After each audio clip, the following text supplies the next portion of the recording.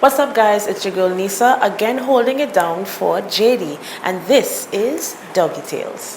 The all new Doggie Tales with your host, me, JD. Doggie Tales, sponsored by Alston's Marketing Company Limited, Amco, ProPet, Crupis, NextGuard, HeartGuard, Guardian General Insurance Company Limited, Pet Insurance.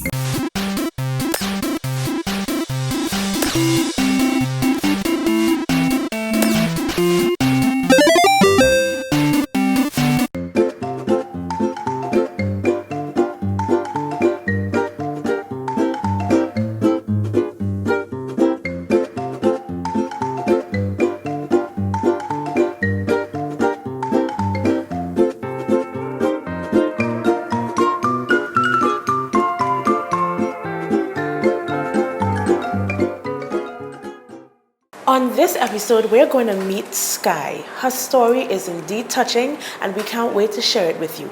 I wonder if we can get her to put this lovely tie on. Sky, tie, stay tuned. Hi Doggie Tales, my name is Kathy and this is my daughter Jada and this is Sky. So, story about Sky. Well, we found Sky on the streets as a puppy, but I think I'll let Jada tell the story. Yes, so we found her in the neighbor's gate just like one day, and she was shaking a lot. She couldn't stand, she was dehydrated, she was starving. So we took her in, we gave her some water, some puppy food, and we carried her to the vet. Then they told us that she had like a brain injury, and like she might have the shakes for like Life. for life. Because she was shaking a lot. Can I ask something? When you say the neighbor's gate, in the gate, what you mean? Like we have our house, and then it have like a fence here, so her head was stuck in the fence, and she couldn't get out. We don't know how long she was there for, and she just looked afraid, terrified. And when we carried her to the vet, they told us that she might not even survive. She might have the shakes for life if she survived. And really and truly, we just wanted to take care of her for like the while until she get better and see how she does. But after some time and getting to know her, we couldn't give her away. We had to keep her. I noticed that did she have an accident? I'm not seeing her tail. What's the story? Oh again? no, she hasn't had an accident. She was actually born like that. At first we thought like it may have been like somebody might have cut it off, or there's normal dog injuries. But when she had puppies, the dogs themselves, they came out with like bobtail or no tail at all. So we were just like, she actually born with it, and it's not something dogs are usually born with. So it's really special. She's really special. So guys, when we heard about Doggie Tales, we felt, with all Sky has been through, that this would have been a really nice treat for her. And just to share her story with everyone, because she has a unique story and she's a unique loving dog as well. Hi, good day. I'm Leon and welcome to Simple Grooming.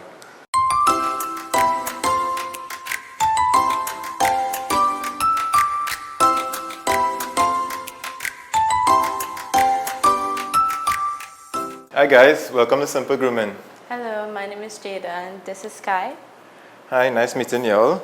So what we do with Sky today, looks like Sky could do it a bath special with some nice warm water and a nice little sizzling up for everyone to see how pretty she's gonna look today.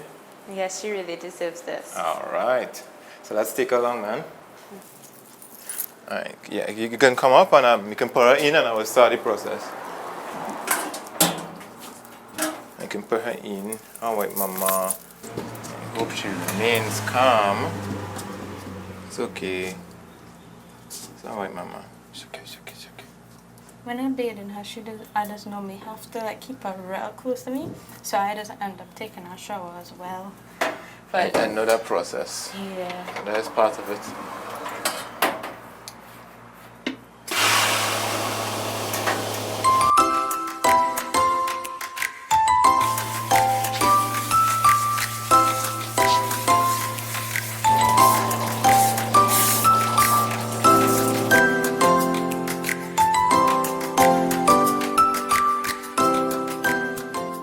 Okay, so how often should we give Sky a shower? That question, it varies on Sky activities.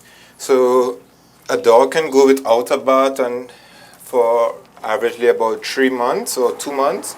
However, you'd want to at least give them a bath every fortnight, every 14 days. That's if they're inside, and if it is that they spend a lot of time with you, it's okay to bathe them within that time period. It wouldn't do anything harmful to them. So what it is we're looking for is that when we bathe the dogs too often, what tends to happen is that their coat tends to get dry. So this coat is not producing enough oils fast enough, and the skin goes into a hyperdrive mode, and it tends to push off an odor because it's bathing too often. That's one factor. Another factor can be that they can get dry skin, and it can cause them to itch more and can cause breakouts in the skin, normally named like hot spots. Okay. So to answer your question short, I say if it is that she's inside, I say every 14 days she can get a proper bath.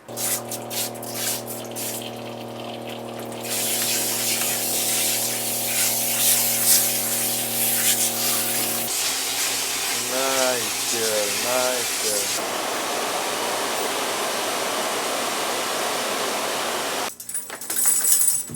So Leon, let me ask you real quick. You all do house calls. You take this mobile salon to person's residence? Yes, we do. So this unit, it's fully operational at the client's house. So we can bring our electricity, water, full works. Sometimes we might go by a client and they mightn't have water, but we will provide everything. And the salon is operating in San Fernando.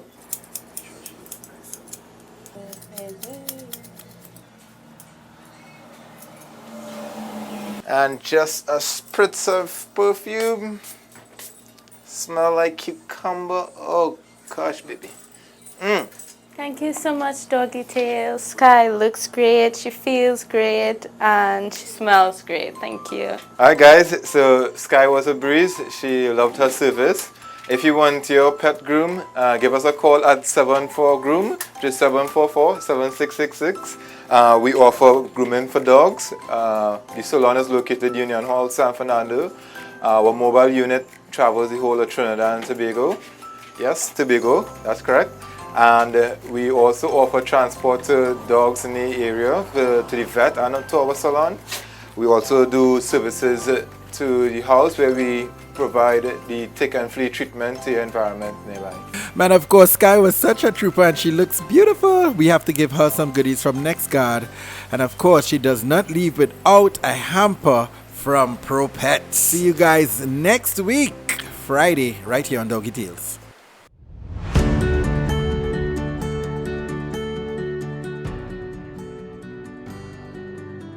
Hi, Dr. Straker. Thank you so much for joining us today. And thanks for having me, Glenda. That's great. We have with us today Daisy, our beautiful Cocker Spaniel. So, Dr. Straker, today we would like to have you tell us what are some of the things that we can do to keep our pets safe when there's a flood or a storm, because our little fur babies, we know that they can get so scared. So generally for owners, I recommend always preparing a safe haven at home. And I don't recommend doing it only when there's adverse weather. You should always have this space ready for your pet. And what a safe haven is a space where nothing bad happens to your pet. So like maybe an area where you have their bedding and their toys and anything that they really enjoy. You can move it to a space where they like to be, and usually it's a nice covered area. I don't know if you realize most dogs like to be under something. Yeah, so creating a nice safe space like that for your pet is excellent, and they will always use it in adverse weather situations. Okay. In regards to supplies, what do you think that we should always stock up on at home for our pets? So for your pets, especially during adverse weather, you want to make sure you have a good supply of water and food for yourself and your pets in the event you cannot go out. You also want to make sure you have a first aid kit for yourself and your pet as well. So in your first aid kit, you would have things like antiseptic solutions such as salve, things like Negacent powder so you can keep away flies if there's any wounds or anything. And just basic medications that your pet may require on a daily basis until you can get to your veterinarian. Okay, that's great. Sometimes during these adverse weather, we may lose our pet, or your dog is an outside dog, may get out of their kennel because they're frightened and they act so anxious and they may run away. What would you recommend for us to do so that our pets can be easily identified? Okay, in terms of identification, I always recommend pet owners, they have their pets with a collar on them, and the collar should either have their name tag, or you can also microchip your pet as well. So in the event the collar comes off, you can also identify them at a shelter perhaps with microchipping, or any vet clinic that would have a scanner. Okay, that's excellent. In regards to your dog and helping keep your dog calm during a storm, what do you recommend? Yes, lots of pets do get really anxious with adverse weather, with all the noise, whether it's thunder or even with fireworks, for example. And for those pets, I definitely recommend, for the really anxious ones, speak to your veterinarian about sedatives or anti-anxiety medications. And there are also some calming supplements available over the counter at pet stores. Okay, thank you so much. Well, Dr. Straker, those are all the questions that we have for you today. Thank you so much for joining us. Tell Dr. Straker thank you, Daisy. Bye, Daisy, and thank you.